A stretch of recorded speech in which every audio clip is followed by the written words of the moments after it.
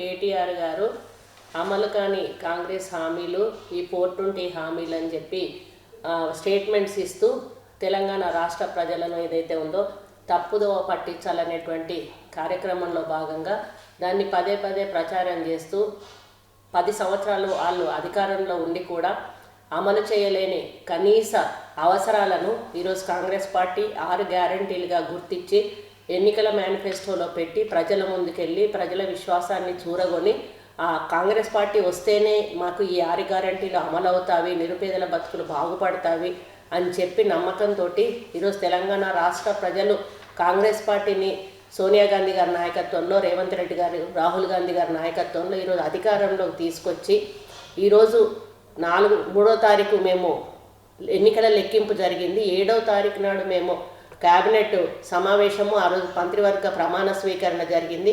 ఇంకా నెల రోజులు కూడా మేము కాలేదు. కాకముందే ఇప్పుడే విమర్శలు గుప్పిస్తూ కాంగ్రెస్ పార్టీ దొంగ హామీలు ఇచ్చింది, అలవికాని హామీలు ఇచ్చింది, 100 రోజుల్లో ఈ హామీలు నెరవేర్చకపోతే కాంగ్రెస్ పార్టీని ప్రభుత్వం బొంద పెడుతుంది అనేటువంటి పద్ధతిలో కేటీఆర్ మాట్లాడడం చాలా హాస్యాస్పదంగా ఉంది. ఎందుకంటే మీకు 9.5 సంవత్సరాలు ఈరోజు ప్రజలు అధికారం ఇచ్చారు. 9.5 సంవత్సరాల్లో తెలంగాణ కాంగ్రెస్ పార్టీ ఇస్తే మీరు కనీస అవసరాలు కూడా ఇల్లు, లేకపోతే పెన్షను, ఇటువంటి ఉద్యోగాలు, ఇటువంటి కనీస అవసరాలు కూడా తీర్చకుండా దళితుల్ని ముఖ్యమంత్రిని చేస్తా అన్నారు. అది కూడా చేయకుండా దళిత బంధు అని చెప్పి దళితులను మోసం చేసి కేవలం హుజురాబాద్ వరకు పరిమితం చేసి ఆ తర్వాత మీ కార్యకర్తలకు దళిత బంధు ఇచ్చుకుంటూ మరి మొన్న ఎన్నికల్లో కూడా మీరు బీసీ బంధు, ఎస్సీ బంధు, ఎస్టీ బంధు అని చెప్పి ఎస్టీలకు 30 లక్షల వరకు కూడా ఇస్తామని చెప్పి, పెన్షన్ 5,000 రూపాయలు కూడా ఇస్తామని చెప్పి ఇన్ని రకాల హామీలు మరి కాంగ్రెస్ పార్టీ కంటే కూడా అలవికాని, ఇప్పుడు మేమే అలవికాని హామీలు అన్నారు, మాకంటే ఎక్కువ అమౌంట్ ఇస్తామని చెప్పి మీరు ఎన్నికల్లో ప్రచారం చేసుకున్నా కూడా ఈరోజు ప్రజలు మిమ్మల్ని విశ్వసించలేదు. ఎందుకంటే గత 10 సంవత్సరాలుగా కనీసం ప్రజల యొక్క ఒక చిన్న సమస్యను కూడా తెలుసుకునేందుకు ఒక వేదిక కూడా మీరు ఏర్పాటు చేయలేదు. దానివల్ల తెలంగాణ ప్రజల సమస్యలన్నీ కూడా కుప్పలు తెప్పలుగా మిగిలిపోయినాయి.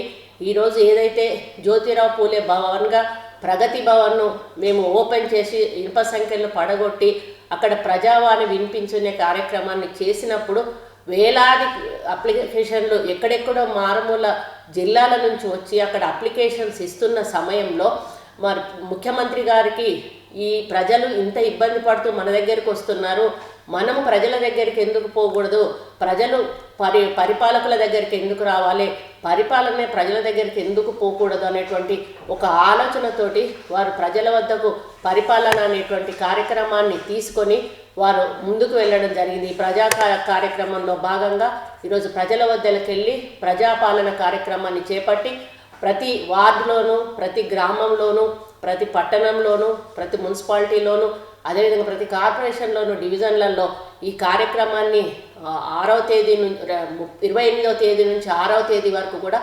కొనసాగింపే లక్ష్యంగా ఈ ప్రభుత్వం ముందుకు పోతూ ఉంది. అక్కడ కోకొల్లలుగా అప్లికేషన్స్ వస్తూ ఉన్నాయి. అందులో మేము పెట్టింది ఏంటిదండి, ఇండ్ల కోసము, పెన్షన్స్ కోసము, రేషన్ కార్డ్స్ కోసము, ఏదైతే ఉందో మహిళలకు 2,500 పెన్షన్ కోసము, ఇవన్నీ కూడా మేము 6 గ్యారంటీలు ఏవైతే ఇచ్చామో 6 గ్యారంటీలను అందులో మీకు ఎవరికి అవసరం ఉంది, ఎవరికి అవసరం లేదు అనేది ఒక ఇన్ఫర్మేషన్ తీసుకుని ఆ తర్వాత వాటిని ప్రణాళికాబద్ధంగా ఎంక్వైరీ చేసి అర్హులైన వాళ్ళందరికీ కూడా ఆ యొక్క పెన్షన్ పథకాలు అందాలనేటువంటి ఒక లక్ష్యంతో మేము ఈ కార్యక్రమాన్ని పెట్టడం జరిగింది. దానికి అంత స్పందన ప్రజల్లోంచి వస్తుంది అంటే గత తెలంగాణ ప్రభుత్వం ప్రజలను ఎంత నిర్లక్ష్యం చేసిందో అర్థం చేసుకోవాల్సింది పోయి కేటీఆర్ ఉల్టా ప్రజలను లైన్లలో నిలబెడుతున్నారు, ప్రజలను బాధ పెడతా ఉన్నారు అనేటువంటి మాట మాట్లాడడం చాలా బాధాకరం. నిజంగా మీరు ప్రజల మీద చిత్తశుద్ధి ఉంటే, ప్రజలకు వెల్ఫేర్ యాక్టివిటీస్ అందాలనుకుంటే మీరు ప్రభుత్వం చేపట్టిన కార్యక్రమంలో భాగస్వాములు కండి, మీ ఎమ్మెల్యేలు కండి, మీ వార్డు మెంబర్లు కండి, మీ సర్పంచులు కండి, కింది స్థాయి నుంచి మీ వాళ్ళు ఎవరైతే ఎన్నుకోబడ్డారో వాళ్ళందరూ కూడా కండి.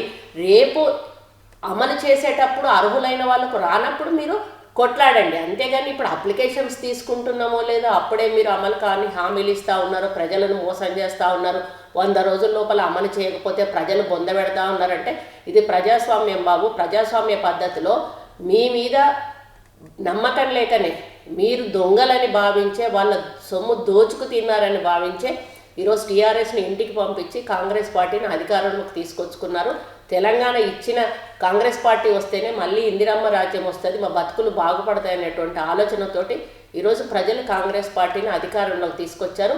మేము ఏవైతే హామీలు ఇచ్చామో అవన్నీ కూడా మేనిఫెస్టోలో పెట్టినవన్నీ కూడా మేము భగవద్గీతగా, ఖురాన్గా, ఒక బైబిల్గా భావించి మా ముఖ్యమంత్రి గారు అసెంబ్లీలో చెప్పినట్టుగా వాటిని అమలు చేయడమే లక్ష్యంగా ఇప్పటికే మేము 2 కార్యక్రమాలను అమలు చేశాము. ఉచిత ఆర్టీసీ బస్సు ఒకటి, 5 లక్షల నుంచి 10 లక్షల వరకు ఆరోగ్య బీమా ఒకటి.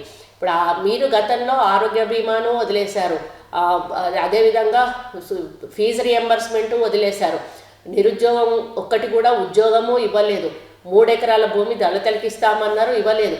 ఈ విధంగా మీరే అలవి కాని హామీలను ఆ రోజు ఇచ్చారు. అందరికీ పెన్షన్ ఇస్తామన్నారు, ఒక్క కొత్త పెన్షన్ కూడా మంజూరు చేయలేదు, పాత పెన్షన్లను మాత్రమే మీరు పెంచడం జరిగింది. దానివల్ల కూడా ఎవరైతే అర్హులైన వాళ్ళు చాలా సంవత్సరాలుగా పెన్షన్ అప్లికేషన్లు ఇచ్చి ఆఫీసుల చుట్టూ తిరుగుతూ ఉన్నా కూడా వాళ్ళకు పెన్షన్స్ శాంక్షన్ అవ్వలేదు. మరి ఇటువంటి కార్యక్రమాలు ఈరోజు ఫీజు రియంబర్స్మెంట్ తీయడం వల్ల ఎంతోమంది లక్షల కొద్ది డబ్బు వాళ్ళ ఆస్తులను నమ్ముకునే పిల్లలను చదివించుకునే పరిస్థితి వచ్చింది. ఈరోజు చదువుకున్న పిల్లలకు ఉద్యోగాలు లేక ఆత్మహత్యలు చేసుకున్నటువంటి సందర్భం తెలంగాణలో మీ ప్రభుత్వంలో ఉంది. ఇవన్నీ కూడా మీరు మర్చిపోయి కనీసము ఒక నెల రోజులు కూడా కాలేదు ప్రభుత్వం ఏర్పడి, ఇంకా మాకు 70 రోజుల సమయం ఉన్నది. 70 రోజుల సమయంలో మేము ఏమేమి హామీలు అమలు చేస్తామో వేచి చూడాల్సింది పోయి ఇప్పుడే ఏదో ముంచుకుపోయినట్టుగా మీరు ఇది మాట్లాడడం తగదు. మీలాగా మేము మాట తప్పేటువంటి మనుషులం కాదు. కాంగ్రెస్ పార్టీ ఎప్పుడైనా కూడా మేనిఫెస్టోను ఒక పవిత్ర భావంతో చూస్తుంది. అవన్నీ కూడా అమలు చేసే దిశగానే ఈ ప్రభుత్వం ముందుకెళ్తుంది. అదేవిధంగా 200 యూనిట్లు అయితేనేమి, ఉద్యోగాలు అయితేనేమి, 2 లక్షల ఉద్యోగాలకు కూడా టీపీఎస్సీ ద్వారా కానీ, డిఎస్సి మెగా డిఎస్సి ద్వారా కానీ ఈరోజు ఉద్యోగాల భర్తీ కూడా కార్యక్రమం చేపట్టబోతా ఉంది. రైతు బంధు విషయంలో కూడా తప్పుడు సంకేతాలు ఇస్తూ ఉన్నారు. రైతు బంధు మీ ప్రభుత్వంలో వందలాది ఎకరాలు ఉన్న వాళ్ళకు కూడా రైతు బంధులు ఇచ్చుకున్నారు. దానివల్ల అసలైన రైతులు ఎవరైతే ఉన్నారో పాపం వాళ్ళు 2000, 4000, 6000 ఇటువంటి చిన్న చిన్న అమౌంట్ వాళ్ళకి రావడం జరిగింది. కాబట్టి ఎవ్వరు కూడా రైతులు, చిన్నకారు రైతులు, సన్నకారు రైతులు ఎవరు కూడా బాధపడాల్సిన అవసరం లేదు. వాళ్ళు మాట్లాడే మాటలను పట్టించుకోవాల్సిన అవసరం లేదు. 100% కాంగ్రెస్ పార్టీ రేవంత్ రెడ్డి గారి నాయకత్వంలో మీ రైతు బంధు అని తప్పకుండా విడుదల చేస్తుందనే విషయాన్ని కూడా మీరు గమనించాలని ఈ సందర్భంగా కోరుకుంటా ఉన్నాను. ఇంకా ప్రాజెక్టుల విషయానికి వచ్చినప్పుడు కాళేశ్వరం ప్రాజెక్ట్ అనేది ప్రత్యక్షంగా ప్రజలందరికీ కూడా మా మంత్రివర్గ సహచరులు వెళ్ళి చూసి పవర్ పాయింట్ ప్రజెంటేషన్ ద్వారా చెప్పడం జరిగింది.